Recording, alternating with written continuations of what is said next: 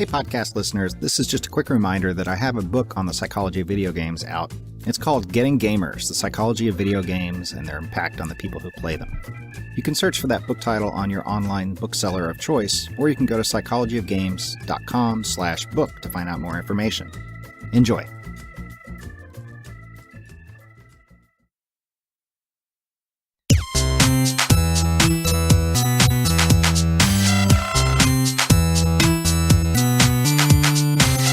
Welcome to the Psychology Games Podcast, where you learn about how psychology and video games interact to shape our behaviors, our beliefs, and our purchasing decisions. My name is Jamie Madigan, a psychology PhD and a lifelong gamer. I write, podcast, and lecture about this stuff on psychologyofgames.com, and I'll be your host.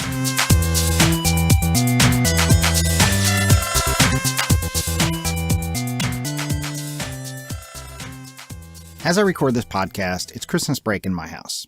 You're listening to it sometime later, but right now there's decorations up, I still have a few presents to wrap, and my kids are home from school on winter's break. My kids are very noticeably home from school on winter break. It's been a mild winter, and they could probably go outside, but I have a hard time getting them to go. Instead, they're playing video games. My youngest daughter in particular is obsessed with this web-based game called Animal Jam, which is made in some kind of partnership with National Geographic. She's not alone. A few seconds with Google told me that this massively multiplayer online game for kids has tens of millions of registered players. A lot of them seem to be my daughter's friends. From what I can tell looking over my kids' shoulders, playing Animal Jam involves controlling your little animal avatar, my daughter currently favors an adorable little Arctic fox, and having it compete in minigames and engage in silly role-playing parties. You can visit different areas with different themes, and a lot of the appeal seems to be interacting with other players, which is probably novel for most kids. And then there's the thing that most of us older gamers have been familiar with in the last few years: cosmetic items. You can earn or buy in-game currency in Animal Jam, which is used to buy cosmetic items like hats, armor, clothing. My daughter is also fond of spamming everyone around her with trade requests to negotiate shrewd trade deals. She also recently felt the sting of losing a pile of treasured items to an unscrupulous player who tricked her into handing them over. She literally burst into tears when she realized what had happened, and it broke my heart to see her learn that hard lesson about dealing with people on the internet. Thanks, video games. Nonetheless, she's still obsessed with the game and acquiring rare cosmetic items. Animal Jam is free to play, and she's already spent $30 of her own money, a significant sum for someone her age, to buy a gift card that got her 3 months of premium membership, another avatar, and a bunch of in-game currency. If allowed, she'll sit there and play the game literally all day. I've seen her try. I've had to pull her away for meals and breaks, and I'm only slightly ashamed to say that, hey, listen to me or no more Animal Jam for the rest of the day, has become my go-to threat in order to get through to her. This can't be healthy, right? I shouldn't be letting her play this much, right? Probably, but not necessarily. In the previous episode of this podcast, my guest and I looked at that old conventional wisdom that playing video games rots your brains. Turns out it doesn't, or at least not necessarily, and in fact it actually improves certain mental and perceptual skills. But what about your physical health? I remember my mom telling me to turn off the computer and go get some fresh air, and as I said, I've certainly cut my own kids off after too much time in front of a screen. Is that justified? Has it been studied and quantified? And to push through to the other side of that question, are there any video games or video game experiences that are actually good for your health? We've all seen those dancing games, exercise games, and motion games, and if we grab hold and stretch the definition of game a little bit, it starts to cover apps, tools, and devices that are designed to promote healthy habits in a game-like manner. I have a pedometer that counts my steps and reports it to an app on my phone, for example. And there's no shortage of apps that quantify workouts or healthy eating. I've even started playing around with an app called Zombies Run that turns exercise into a game where you're a supply runner during a zombie apocalypse. Hey, this is Able Township calling, over. If there's anyone alive, if you've got your parachute open, this is Sam Yao from Able Township. I'm just a radio operator, man. I'm not supposed to handle this stuff. You've come down in a horde of zombies. They've heard the noise. They're coming. There are 40. Oh, crap. Your only safe path is towards the tower. If there's anyone alive there, just run. Run! How effective are these games and apps at promoting physical health? What is the psychology behind why people get engaged with certain games have to say about making them more effective? And let's not forget the 3 pounds of our bodies that sits between our ears. Can games promote mental health? Can they harm mental health? Again, there's plenty of anecdotes about games making people antisocial and depressed, but what does the research actually say? And is there any truth to the idea that kids, or people in general, use video games to deal with stress, blow off steam, find respite from bad things in their lives? Can they be tools for healthy socialization and gaining a wider perspective on the world? Well, our kids are part of kind of this big, uncontrolled, unacknowledged experiment, looking at, can games teach kids to deal with frustration and delayed gratification and thereby help them in life? In every episode of this podcast, I talk to an expert on the overlap between psychology and video games. In this episode, we talk about the effects that video games can have on our physical and mental health, for good and bad, with a special emphasis on kids and parents. Okay, by law, I have a few seconds now to tell you about my Patreon campaign. Patreon.com is a system that allows people like you to support this podcast and the website by donating as little as $1 or $2 a month. This helps me pay for stuff I need to do the podcast and write the articles and keep all that going.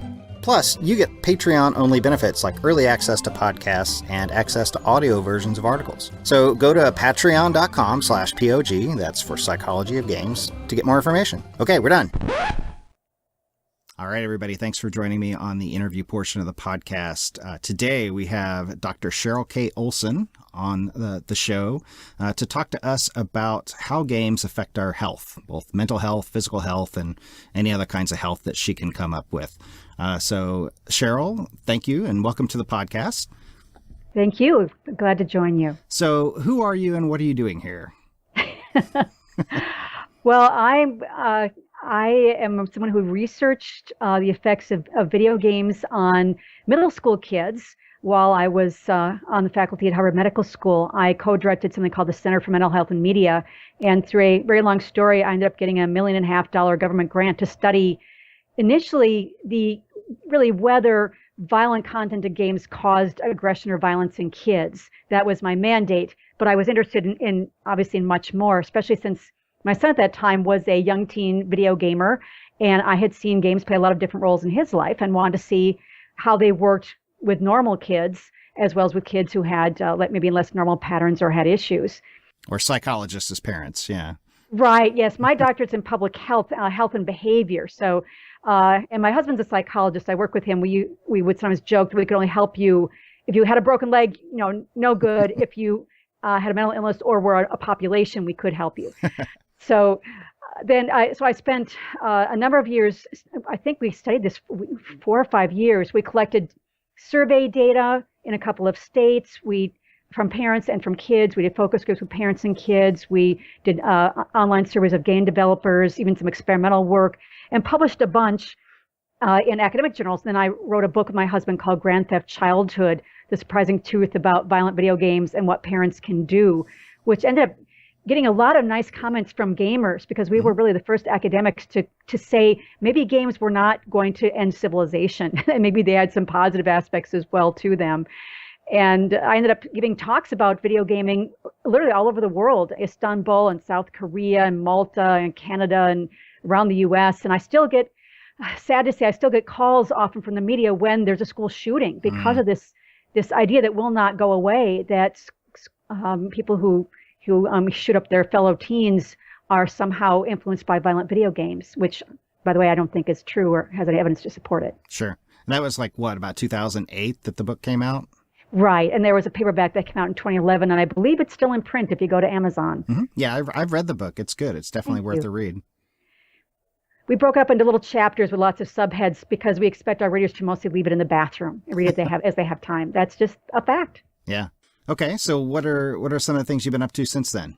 Well, I'm trying to go back to my roots to some extent, looking at health and behavior. I really got my doctorate so I could do more with trying to change people's mental and physical health through the use of media.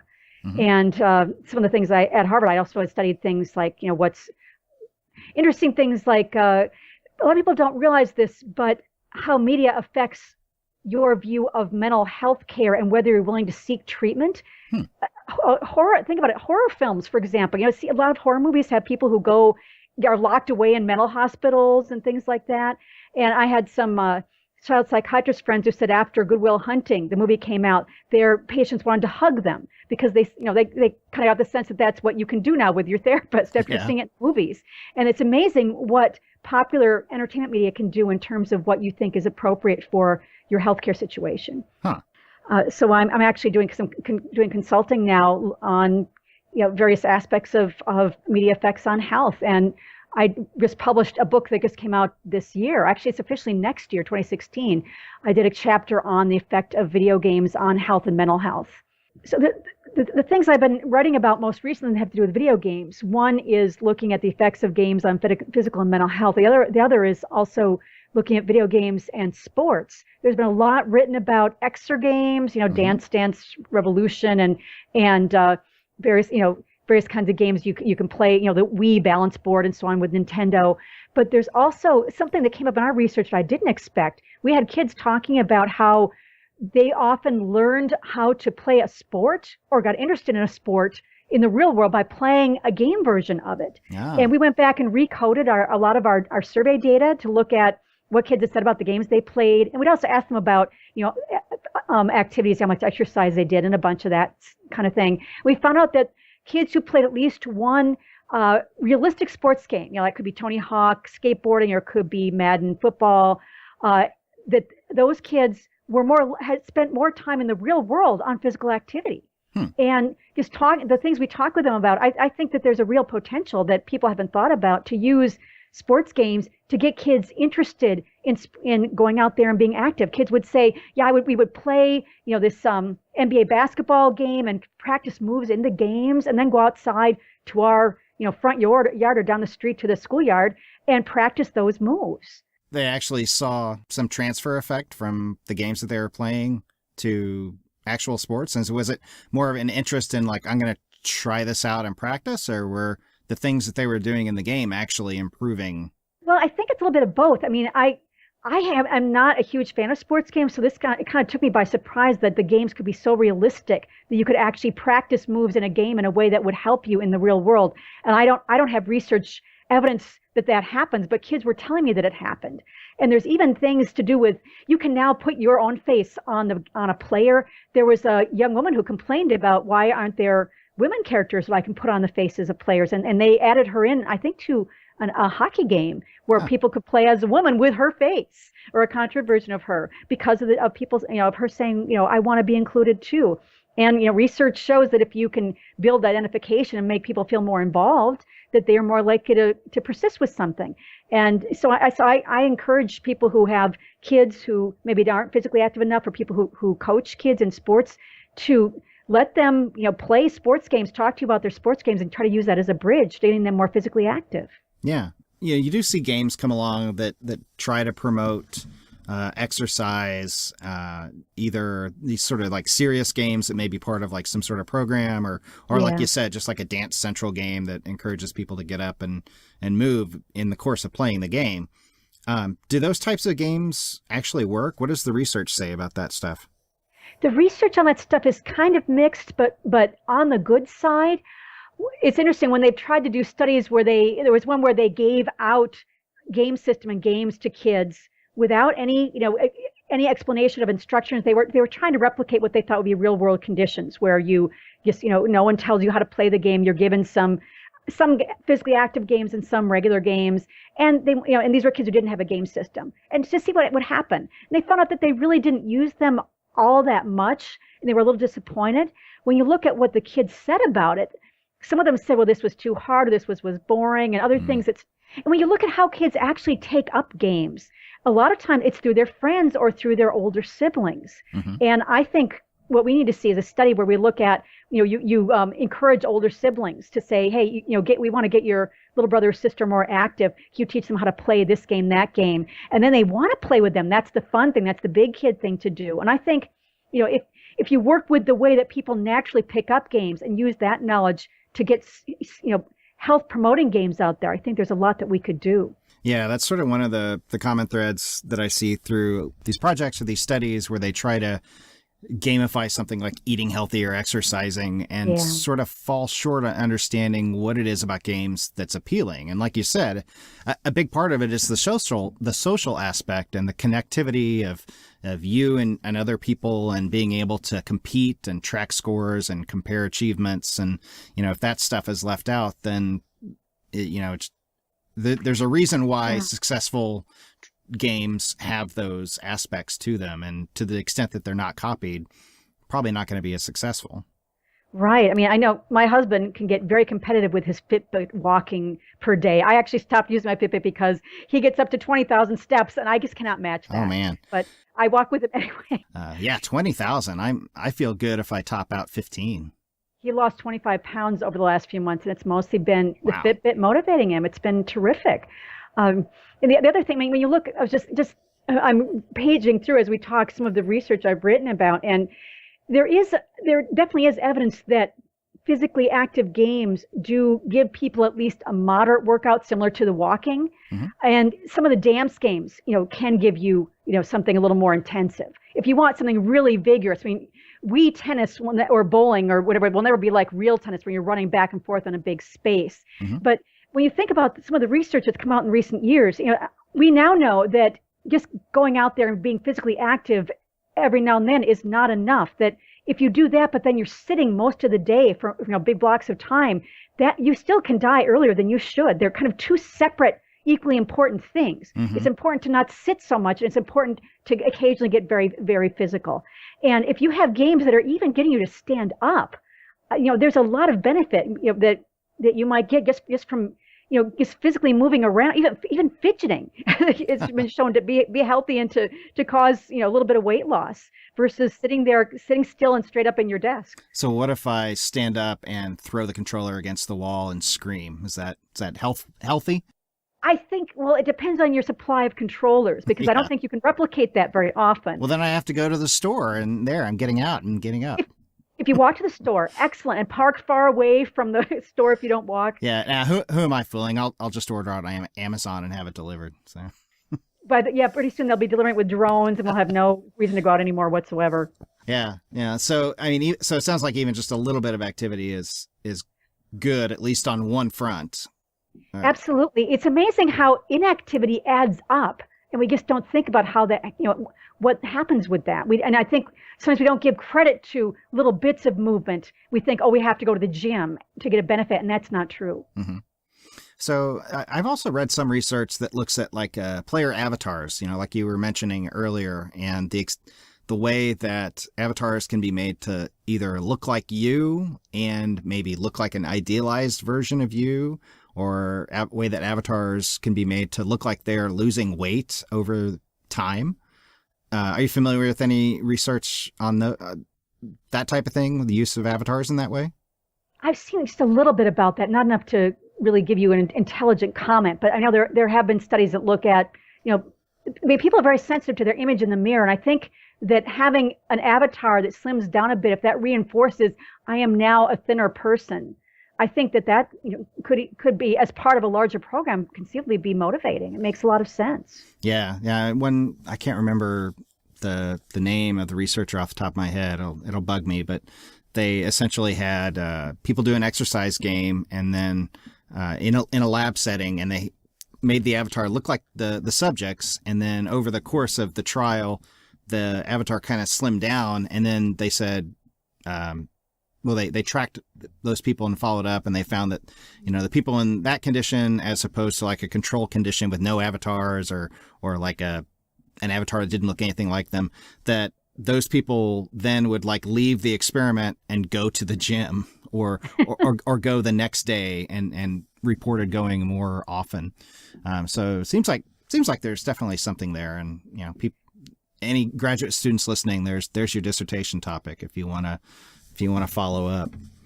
Well, I think there's something, if you get in the idea in your head that I am a a slimmer person. What would a slimmer person be doing with their time? They'd be going to the gym.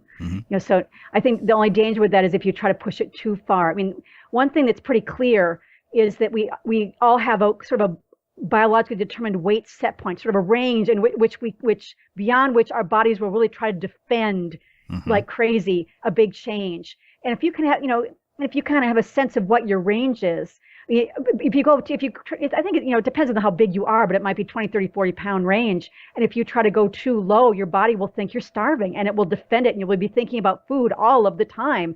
And often then you get the people who have the rebound weight gain, and that makes it worse and worse. So, I'm a big fan of, get a moderate amount of exercise, stand up a bunch, move around a bunch, and eat sensibly, put healthy snacks and food at eye level. So you'll go for the apples and nuts first and the chips second.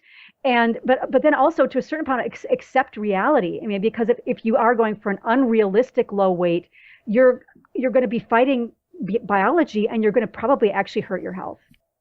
Any other thoughts or any other research that you know of, or anything that any programs you've worked on around video games and diet, either types of mainstream games or creating game-like, applications or activities?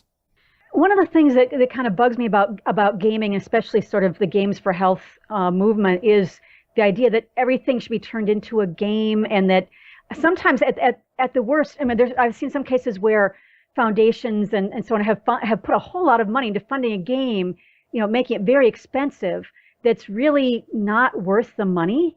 Like something that's, let's have kids, catch the falling vegetables in this game, and let's have them, or let's teach them about, and basically it's the kind of thing that you could do better with a cartoon comic book and a little bit of personal attention.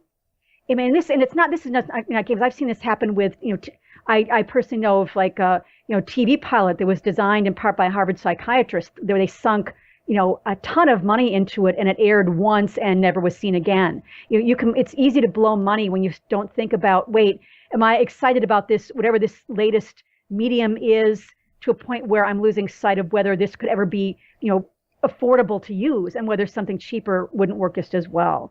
I think where you might where the game idea makes more sense in terms of promoting competition with diet, in terms of maybe putting what you eat online and competing with a friend or family member, or again with the, things like the Fitbit, where you can see, what your friend or family member did, and I want to top them, as long as you're not going crazy. And my husband paces back and forth while he waits for the train in the morning, which probably looks a little bit odd, but I guess is got to get them steps.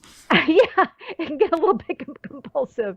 But hey, he's lost 25 pounds, so I really can't complain. It's difficult to argue with the results. Yeah. It brings to mind the idea that you don't necessarily always need a game, but something with game-like elements, some gamified system. A Fitbit is not a game. MyFitnessPal is not a game, but they do have game-like elements where you can track scores, you can compare those scores to other people, you can work towards goals, you can get feedback, you can compete, all those types of things, which are ideas that are borrowed from games, or ideas which games borrowed from, life. Right. And if you can give kind of mutual encouragement to someone, and maybe we all know that if we have a neighbor we can get up and go out walking with in the morning, you're much more likely to walk if that happens. But suppose you don't have a neighbor like that. Can you simulate that through using an app and some technology where you're going to get up and walk together virtually? I mean, anything you can do to form to use game-like ideas to form habits, because habits are the key to everything in life, I'm convinced. Yeah, they're pretty darn useful. I think another area that people don't always think about is, because we think about games as being things kids do often, which we, of course, people who work in that know it's not true, but getting more elderly people involved in gaming. And one of the biggest ways that elderly people basically die is if they fall, they break a hip, they go to the hospital, and like a quarter of them will be dead in a year. It's amazing how many people die from, falls seem like such a trivial thing, and it's huge for public health, for somebody's independence. And you can do things like, get the scatter rugs tacked down in their house and things like that, and have grab bars. But if you can get, your grandma or great aunt or elderly friend to game with you, to get up, and especially if it's something to do with like the balance board kind of things, anything that helps promote balance. That's a great way to get people kind of protected against falling risk. And that, so I encourage any young person who's listening, get your grandma on if you have a Wii balance board or something similar, get them on there. You may save their life.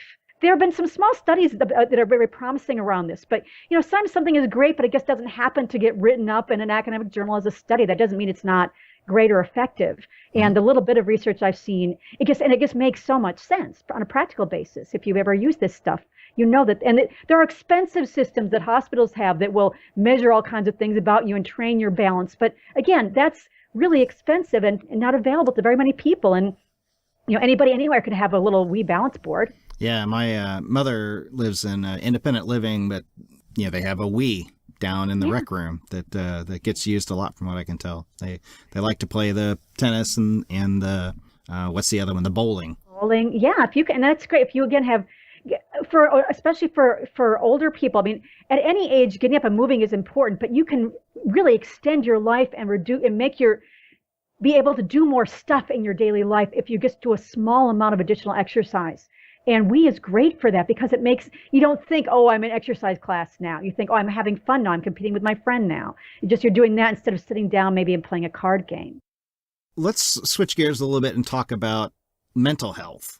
So what generally does the research say about how games can, let's start with how games can hurt our mental health and then move on to how they can help.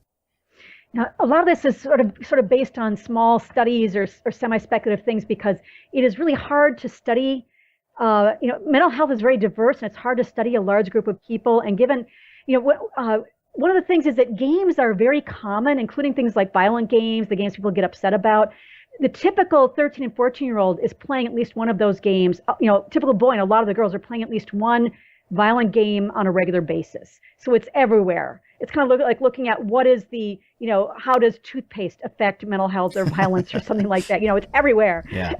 So, and when you have a rare behavior like violence or psychotic breaks or something serious, and, against a common thing, it's very hard to study. But for example, I having worked with a lot of psychiatrists at Harvard, I get a lot of anecdotal stuff as well. And you get parents who will say, my son, usually a boy, is obsessed with video games. They're, playing them all the time and not coming out of their room. And I never talk to them and they get very upset. That's a very unusual situation.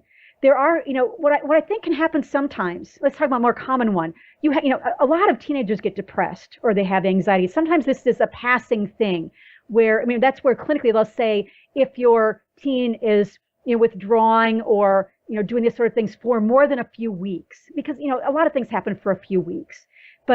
And if you are going through a depressed time and you're, 14, 15 years old, and you may play games to sort of forget your problems and escape your feelings. That's something that came out a lot of the research that I did at Harvard was initially focused on, violent games. I got a lot of information about mental health. We did include a scale of that pediatricians use to screen in their offices for kids who might have symptoms of depression or attention problems. From the focus groups we did, I also got a lot of insights into this. And a lot of the kids said that they played games to forget their problems. And they'd say, for example, last year my parents got divorced. And before the divorce, they were fighting all the time. And when they would fight, I would go in my room and I'd put on, a Grand Theft Auto game, and I would, just kind of blow up a lot of stuff and try to forget my problems. Or, if the teacher yelled at me at school, I'd go home and put in a game and find a character that looked kind of like her and run her over. And that's probably a perfectly healthy thing to do. And I saw some research in the UK that focused on adults as well. And it sounds like a lot of people, adults and teens, are using games in this way to sort of get their anger out and escape their problems and so on. And in moderation, that's probably absolutely fine. There's nothing wrong with fantasy. It's like, if you have a toddler at home, it's one thing to fantasize about throwing that kid against the wall, another thing to do it. Very different, and there's nothing wrong with fantasizing about things as long as you don't act on them. So I think that, games can be mentally healthy to that point. The thing is, if you say, again, if you're a depressed teen and you start to just sort of spend so much time forgetting your problems with the games that you withdraw from your friends, you don't do things that used to be fun, you don't come out and interact with people, and maybe then the game at that point starts to be part of the problem, where it's reinforcing your isolation and withdrawal. So that's a point where, you would want to get your kids some mental health help, look into what is going on here. I also see, though, a lot of people may withdraw from social interaction in real life, but then they replace it with social interactions in the game. So, I go into a massively multiplayer game, or, like World of Warcraft or Second Life or something like that, and use that as a substitute for sort of social interactions. And, it's withdrawing from one world and going into another. And I understand that there's arguments for, well, the relationships you develop in the virtual world are not one-to-one substitutes for the ones in the real world. They lack these qualities, even if they have better qualities and in other ways. It seems to be like something that a lot of people, a lot of parents, for example, don't understand about, the nature of how games these days are much more social and much more involved. Right. I think you're right.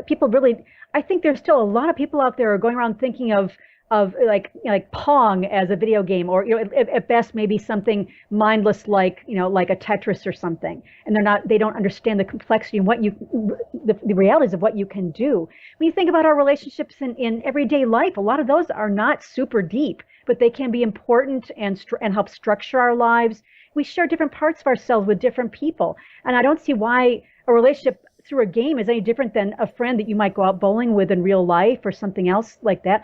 I don't think you can replace, a spouse type relationship with a game, or something that's, very close, confiding friendship. But that's, we need more than that in our lives. We need balance. And as long as you're not sitting down the whole time for hours playing Warcraft while you have these relationships online, then it's okay. Maybe you get a walking treadmill and walk really, really slow while you play, if, something like that. Yeah. But yeah, I think people do have a prejudice against that. And I know I found in my research on middle school kids, a lot of the kids were playing with friends that they met in other countries around, all over the world. And I think that creates a sense of connection to the larger world in a way. If you have kind of a friend you've made in a game who is, say, in Romania, that makes you think differently about Romania when you see it in the news. You feel like I have sort of a connection to a human there. There are people like me there. I think that can be very healthy for an individual, maybe for the world in a way. Any other types of things that we'd want to be on the lookout for, or? Let's see. I think also one thing that the research I did, the kids who are playing almost exclusively violent games, the more violent games the higher proportion of games they would play that were violent, the more likely they were to self-report that they had been fighting or bullying other kids and so on. Now, when we factored in some other issues like the amount of stress they had in their lives, like the kid with the parents divorcing and so on, or whether they had an aggressive personality, that relationship pretty much went away between the violent games and the bullying and fighting. But I do think that if you have a kid who is playing all violent games, that is not typical. If parents, it's important for parents to know what's normal and what's not. And that's, true of all the things that their kids do. You can get upset about something and then realize, oh, this is just what kids that age do. And it's not personal. When I tell my kid, come down to dinner, and they're playing a game and they say, yeah, coming, and they don't come down, for 20 minutes, I have to yell 3 more times. That doesn't mean that video games are addictive. That means kids that age have trouble pulling themselves away from one enjoyable activity to another activity. A kid my age has trouble doing that too. My wife calls me up from the basement and I'm too busy playing Fallout 4, last night to come up for dinner. And yeah, that same exact thing happened. But it doesn't mean you don't love her, that there's something wrong with you as an adult. It's just, some people have, this is why about half the kids that I surveyed said, I can't play games on school nights. And the rest were like, yeah, I can play games on school nights. And if you have more than one kid, especially, you'll know their personalities can be very different. And kid 1 can yeah, okay, I can leave this alone and go to dinner now. And kid 2 is totally engrossed and they have to be dragged away. So you also have to know your individual kid. It is a good idea. Again, I talk to a lot of groups of parents, which is why I'm sort of in this mode. It's a good idea to watch what your kids play, sit down with them. If you see that a game that your child plays, child or teen, is frustrating them and they get really wound up and angry about it a lot, with a younger kid, it might be the game is just too hard for them and they really need something that's better matched to them. Or there might be content that's upsetting and scaring them, something that's just not at their age level.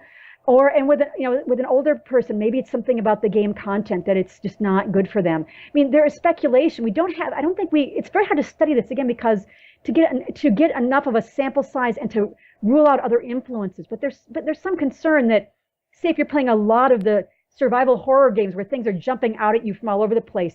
Could that stuff, too much of that stuff, could that lead you to sort of be excessively vigilant in real life? Could that lead you to maybe misinterpreting sort of an innocent bump in the hallway as a deliberate, slight or threat? With some kids, maybe. I mean, we do know that, for example, adults who watch a lot of TV news with a lot of, and seeing as crime after crime, have a misunderstanding of what the world is like.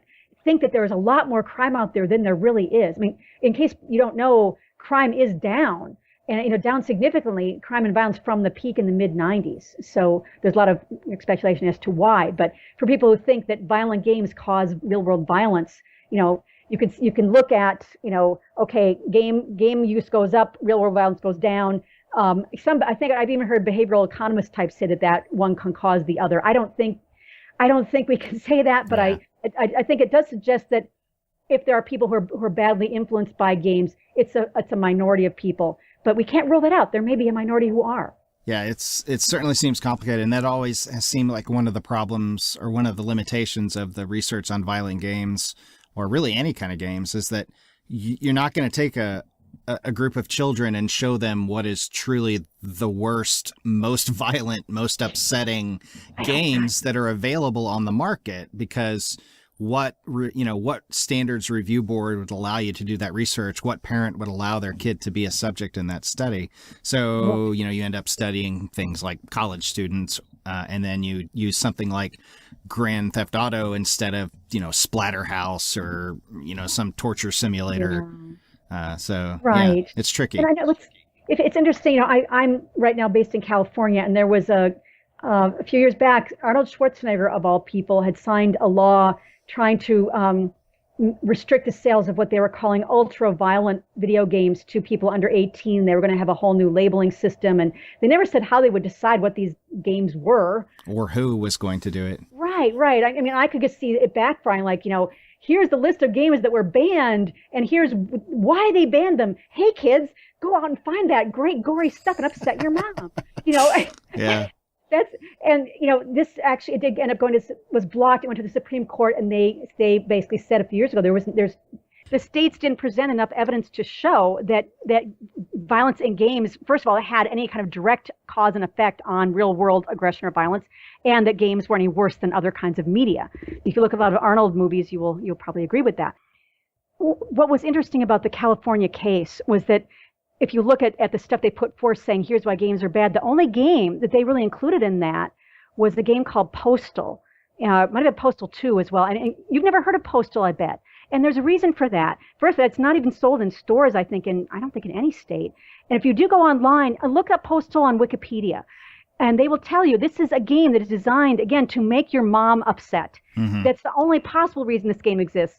You can kill children and animals. Grand Theft Auto. Have you ever noticed there's no dogs or cats or kids? You can't run over a dog.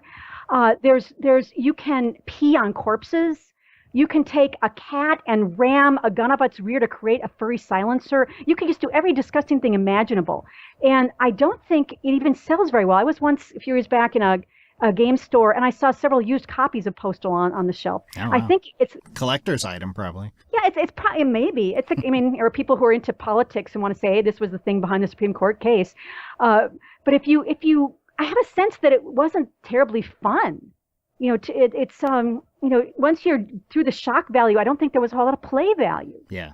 And I do worry if you've got an 11-year-old playing Manhunt all the time or some really yucky game. I worry about that. But that's why I encourage, the basic advice is, why don't you just keep the game system out of the kids' room and put it in a common area of the house so they're not playing all night. When you talk about the effects of video games on health, the thing we have the best evidence for is that kids and teens and adults too need sleep, but especially kids and teens, because if they don't get enough sleep, they gain weight, their health suffers, their homework suffers, everything. And that also goes for us as adults, with the weight part. So if if we have our cell phone with games or texting, if you have a game system in your room, it's really hard to just go to sleep. So all of us, we should be modeling good stuff for our kids and our friends and our spouses. And I mean, I know I use my iPhone as an alarm clock, but I don't tend to play games as much on my phone. If anything you play games on, keep it out of your room. Put it in a basket on the kitchen table, and the whole family should do that so you can get enough sleep. And that is the single best thing you can do regarding games in your house. Yeah, we have a rule in our house where anything with a screen comes out of the room at bedtime. You can stay up and read books. You can draw, color, write, do whatever you want. But and then also all of the gaming systems are in a common area. So that sounds like good advice because I agree with it. And it builds family harmony. Another thing I tell parents about it, when your kids are going through tough times, you think about talking face to face, whether you're the parent or you're the teenager, talking face to face. A great time to talk if you're a parent with a teenager or a teenager with a parent, and you want to talk about things, difficult things in your life. A great time to do that is to sit down together and play a video game, because you are not looking face to face. You're sort of sharing an activity, but you're not looking at each other. Especially if it's a game that is not super intense, fast paced. It gives you a chance to talk about, I had this, difficult thing happen at school, or if you're the adult, and a difficult thing happen at work that I'm kind of working through that I really was upset about.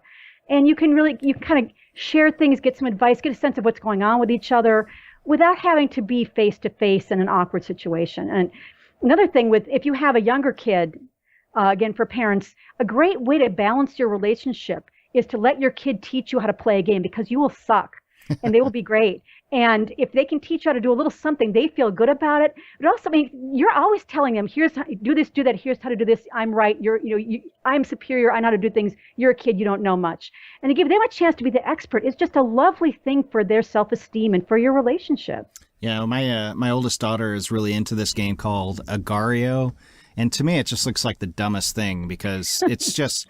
You just play as a dot, and you go around the screen. You eat up other dots, and some of the other dots are players, and it's really slow paced and looks just like the most boring thing in the world. But I kind of checked that assumption on myself and forced myself to sit down and say, what's going on? Explain this game to me, and why do you like it so much? And and she did that. We had that conversation, and at the end of it, I still thought it was a really dumb game. I still don't understand why she likes it, but we had a nice conversation about it anyway. Yeah, and there's something to be said for helping your kid feel, validated. Think about the message it sends if you say, I don't know what you see in that stupid game. You're sitting in the corner playing all the time. Why don't you go outside and play? You're basically saying to your kid, things you like are stupid. Yeah. And what you did I think is great, because even if you ultimately didn't understand what the appeal was, you connected and you showed respect for things that she likes and values. And in science, you can find out a lot about your kid's thought process. With an older kid, you might find out, for example, that something that looks violent and scary, that the reason they like it is because it's so completely unrealistic. And if they thought it was realistic, it would not be fun. I was very reassured after doing focus groups with a bunch of 13 and 14-year-old boys that, hey, most of these guys who are playing violent games, they're totally fine. They get that it's fantasy, and they like it because it's fantasy. And I really felt good about the world for a little while. That's always nice. So let's talk a little bit more about those motivations that kids have to play games, and I guess by extension, adults or anybody. Right. So what did you find out? Why do they like to play games? And then sort of how does that intersect with ways that games affect your health? Are there motivations or reasons that people play that cause more benefits or cause more trouble? Are there different games that you can, steer people towards or suggest or get involved with that are more motivating for the, quote unquote, right reasons or more beneficial reasons? Sure, I'll try. You'll have to remind me of part of that as we go. But sure. Absolutely. One of the things that my research covered was looking at why kids play games, because at that point I couldn't find any studies. There were probably some in industry folders, but there were very few public studies about why kids play. And people sometimes have this idea, you can't, what kids tell you, that doesn't mean anything. Some people get contempt for self-reported things. And I think, kids know a lot and they can tell you a lot. And we found that, one of the biggest reasons the kids play is because they're bored. It's just fun. There's nothing else to do. And that's the same with us as adults. You're sitting in the doctor's waiting room and you pull out your phone and you play a little bit of a game because it passes the time. Another big reason is competitiveness. Kids, kids and adults love to compete and win. And that was especially something we saw with boys, but a lot of the girls too. I think girls often don't get rewarded for being competitive. And I think that's to their detriment. And I think healthy competition is something that's good for everybody. And competing and winning, there's, one of the things that I think is so fascinating. I don't know if you ever heard about this guy named Walter Mischel. He published a book this year, and the KIPP schools and other people talk about his research a lot. He did these marshmallow studies. Oh, yeah. I'm familiar with the marshmallow study, yeah. But go ahead and explain it. Sure. If you haven't heard it before, this was a guy some years ago at Columbia University. He had some preschool kids, and they did a little study where, he played with the kids a little bit and get to know them one-on-one and say, hey, I have to go do something for a minute. I've got a marshmallow here for you. I got to go and take this phone call, but if you don't eat that marshmallow, when I come back, I'll give you another one. You'll have 2 marshmallows if you can just not eat this, but I'll be right back. And they videotape these kids, and they're such cute. I wonder if you can find this on YouTube. I saw a little bit once. The kids, they're singing and dancing, distracting themselves.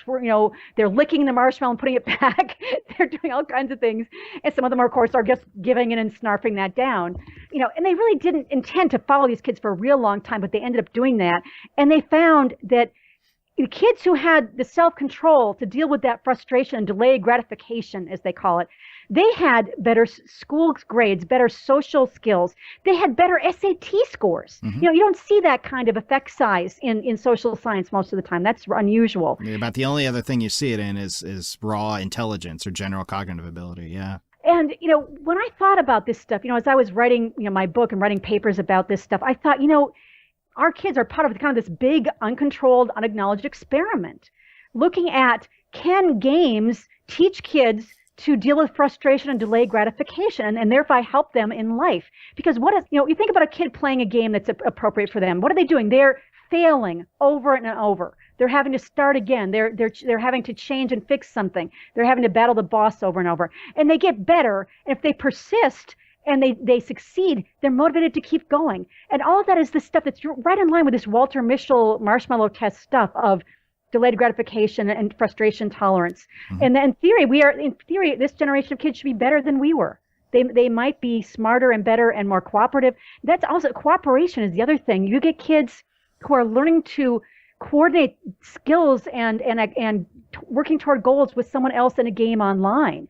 That's fantastic, especially for the kids who aren't great in team sports, or kids if you happen to have a disability or something where you can't get out there and play a lot of team sports. You get that experience of leadership, of coordination, of planning and sharing and attacking a problem and defeating it together. And that's useful for so many things in life. So what happens when those kids get out of school and into their first job and they find that they don't get meaningful feedback, that nobody wants to cooperate with them, that nobody is willing to be on a team or anything like that? Well, I think that's... I realize that's kind of a cynical question, but I'd be interested to hear your answer anyway.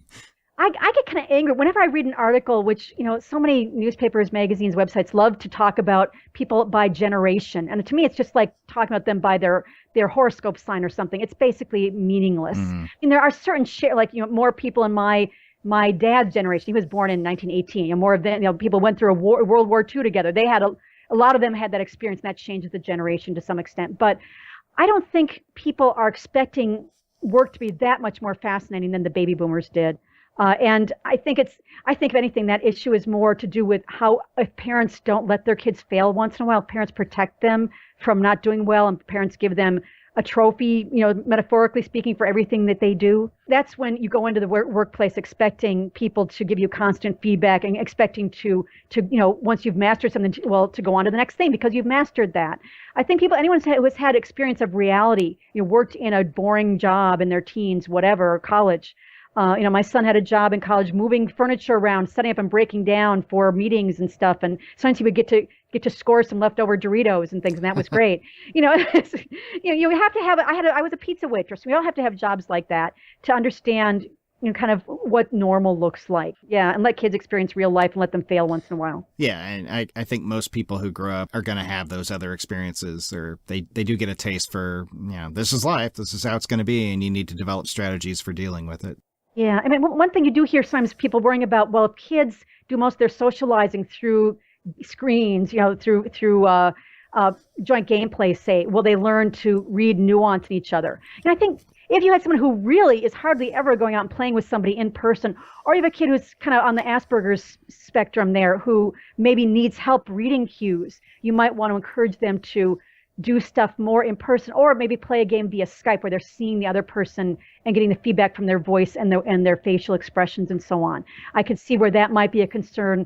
Everyone is different. One size doesn't fit all, and you have to figure out what your kid might need, or what you might need if you think you need to get out there and practice more face-to-face with fellow humans. Let me throw you one last kind of curveball question. Sure. How much responsibility do you think that game developers and publishers have for the mental and physical health of their customers, and how much should they have? I think that's very interesting. After the Sandy Hook murders, I was invited to join a panel of a few other researchers and some game industry people to talk to Vice President Biden. He'd met with people I remember who, that. like the gun industry and mental health people. And even on the last day of that week, he met with some people from industry and video game researchers. And he said to us, there's a reason you're here on the last day of the week. And because I think this is the least relevant thing to what happened. He said, from what I have seen and been told, I don't think that video games have an effect on violent behavior, but you're here because a lot of the public thinks there might be a connection. Mm-hmm.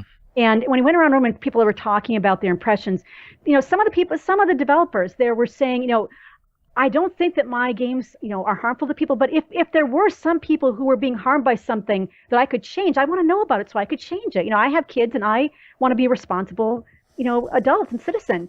And there was someone else from another big game company who I won't name who said, this is ridiculous. We shouldn't even be here. Video games are an art form. And, I don't make games to influence people's behavior. I make games as an art. And this is completely backwards and stupid. Mm-hmm. It's perpetuating this idea. I think that's just snotty. I mean, it's true that I don't think you can, it's like you don't see people who develop every TV show that's on, a Wednesday night saying, I'm going to make sure this show is okay to watch for people, so that it doesn't traumatize them. Some of these shows are pretty traumatic, it seems to me. Some of the best ones are. Oh, absolutely. They haunt you sometimes. And, and I worry much more actually about kids being traumatized by TV and movies than I do by games, because there's a lot more heavy content. And in a game, often, if you're upset by a game, you can leave the room. You can turn it off. If you're upset and, if you're playing a scary game, you can sometimes, defeat whatever that scary thing is and your character can survive. That's not going to happen with a scary movie. They're still going to go in that barn and get killed by that weirdo, right. I don't know how many times you tell them don't go in there. So I think it's actually, I'd rather see them playing games.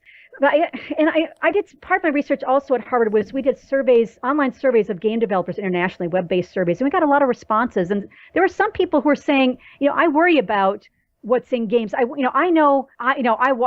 give my kids sensible limits and I buy them age-appropriate games and so on. But I see a lot of parents, my kids, friends' parents or whatever, that they're not setting those limits and they're not being reasonable and they don't know they don't know enough about this perhaps. And I am really worried about that. And I don't really know what to do about that.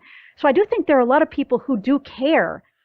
And I think it's great that Target, for example, will card you and make sure you don't buy an inappropriate game, but that doesn't protect you from a clueless parent who buys their 9-year-old something really inappropriate.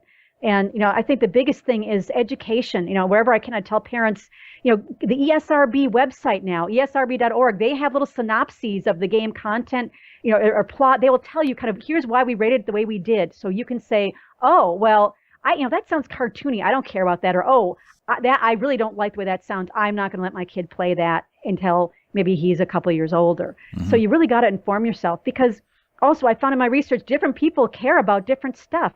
Some parents said, I don't want my kids committing crimes in a game. And some said, I just don't want them to kill realistic humans, or I don't want them degrading women. Some didn't like war games. I feel that if you have a war game where you're playing first one side of World War II and then another side, that actually may make you think about things. If you're if you're the Germans and the Japanese on one time, the Americans on another time, what does that do for the way you see war? Yeah, it's a really complex question. I won't pretend either that I know the answer, but it's also kind of interesting to note that it's not like that conversation about what effects do the games that we are making have on the people who play them, especially kids, is continue to happen around the questions of violence and sexuality and stereotyping and all that sort of stuff. But it's also happening around things like, our mobile games are really addictive. And they use that word loosely, addictive, like people play, or, we're getting people to lose track of how much money they're spending in our game, and we're designing games to try to do that. But should we, or how should we frame this so that people retain enough control over their decision making and sort of have the information they need to make the decisions, but also, hey, aren't we a business that's trying to make money, and this game was free anyway? So it's happening in a lot of different venues, and it's something that I really hope that the game industry works out for itself and doesn't risk any sort of government regulation on, because I think that if they're responsible about it, and if they're proactive about it, like they were with the ESRB, then that will work out better. Yeah, I mean, this is corporate ethics. It's not unique to games. And that's the reason we have movie ratings and game ratings. All of that, to some extent, was a cynical move to avoid government regulation. But just because it's born out of a business interest doesn't mean it can't do something useful and helpful. And I think the ESRB is doing better than any of these other industry groups, really, in giving detailed information, making available, at least if you know to go online and look for it. There is more there that you can work with. I would rather look at it overall. I'd much rather my kid be playing a game and maybe interacting, learning something, as opposed to passively taking in something. When I think about how I spent my time when I was 10, 11, 12, watching crappy cartoons that were often program linked to commercials, really. Yeah. When I could have been creating my own worlds with something, I could have been, doing, some really creative things and connecting with people in other countries and learning about, and learning what it's like to lead people. When you're online, no one knows how old you are. You could be leading a team of people from, 14 to 60 and really getting some great experience. And I really feel cheated, frankly. The other thing I didn't mention was the effect of games on visual spatial skills. Surgeons often use games to kind of warm up and get prepared before doing stereotactic surgery, complicated things. And if you're interested in engineering, and especially if you're female, engineering or surgery or something where visual spatial skills are important, playing games that that require you to do a lot of visual spatial things are great for you. If you can, it helps you with like sort of, mental rotation of 3D objects and other things that are really important. And they're much easier to learn when you're younger. Yeah, I had Sean Green on the previous episode of the podcast, and he talked all about that, about the effects that especially action games have on visual skills and all that sort of stuff. Is really fascinating. So yeah, good callback. Yeah, there's a lot of positives as long as, and if your kid doesn't like to read, you can try to find games that sneak in reading that require it as part of playing the game. There's a lot of sneaky things you can do. You just got to be informed. I do think that there are a lot of cultures around the world where they have legal limits on what people can buy, and that's kind of not the American way. We've all decided, and because of that, we have a responsibility to be informed. Well, listen, that's great. I think we could keep talking about this, and obviously you've done a lot of other research into other areas that we didn't even get to, but I don't want to keep you too long. So just one last question before we wrap it up. If somebody were interested in finding out more about you and the work that you've done and the consulting work that you're available to do, where would they go on the internet to find out? Sure. I've got a website, which is www.drcherylolson.com. It's DrCherylOlson. So that's where they can find me. Or if you just look up Cheryl Olson video games, you're bound to track me down. And I have on my website, I have a page with full text copies of most of my research papers. And I think I have a link to a full chapter of, there's also a website for the book Grand Theft Childhood with, that name, www.grandtheftchildhood.com. And you can get some experts from the book on there as well. And you can buy it used and get out of your library, or you can go ahead and pay full price on a bookstore. But it's there's something that's very funny, I should add. The book was written in 2008, and there's a chapter about politics in video games. And since that came out, two of the people that are talked about in that chapter, one was Rod Blagojevich, who was trying to ban games of certain kinds in Illinois, and he's been in prison for quite a while, the governor of Illinois. And if you follow California politics, Leland Yee. Yeah. little arms trafficking there, huh? Right. Yeah. Well, Shrimp Boy Chow was apparently involved in some. He was, yes, Leland Yee was a psychologist who was a big promoter of this, banning access to ultra-violent games, and he really used games as a cornerstone of his political career and his credibility. And he's now, I think he's awaiting trial on this political corruption thing. It's very entertaining if you look up Leland Yee and it's Sunny Shrimp Boy Chow and California politics. There's some fun scandal reading there. Yeah, I should say allegedly arms dealing. Allegedly. Yeah. But he has been arrested and is awaiting trial. Yeah, he was the one that actually wrote that law that you were talking about that went all the way to the Supreme Court, and Schwarzenegger was the defendant on, I guess. Yeah, I think because as the governor, he was listed as the defendant, the governor of the state. And he did voice work for some games based on his movies. And of course, his movies are much more violent than any of the games. Yeah. Well, but again, not intended to be seen by children either. But right. Okay, well, thanks again so much for coming on. This was really interesting and has given me some ideas. I've got 2 girls, and both of them are gamers, so definitely some stuff to keep in mind. Yeah, get them things that let them express their creativity, create their own worlds, and let them get some competitive stuff too. I think girls need to know how to compete just as much as boys do. Yeah. Oh, they're plenty competitive, believe me. All right. Well, thanks again, and I'll include links to those websites in the show notes. Sounds great. All right. It's great talking with you. Yes, great. Thanks. Take care. You too.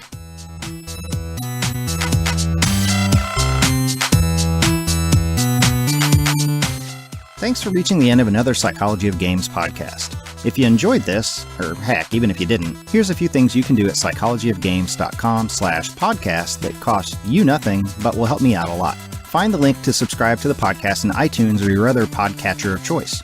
Or you can just search for Psychology of Games in whatever you use to manage your podcasts. Follow the link to iTunes and give me a rating or review. This helps get the podcast promoted on iTunes and brings in lots of new listeners. Follow me on Twitter, Facebook, or RSS, which will get you notified when a new article or a podcast gets posted. And of course, you can kick $1 or more my way via Patreon. The link to patreon.com/POG is there as well. So thanks again, and I will see you next episode.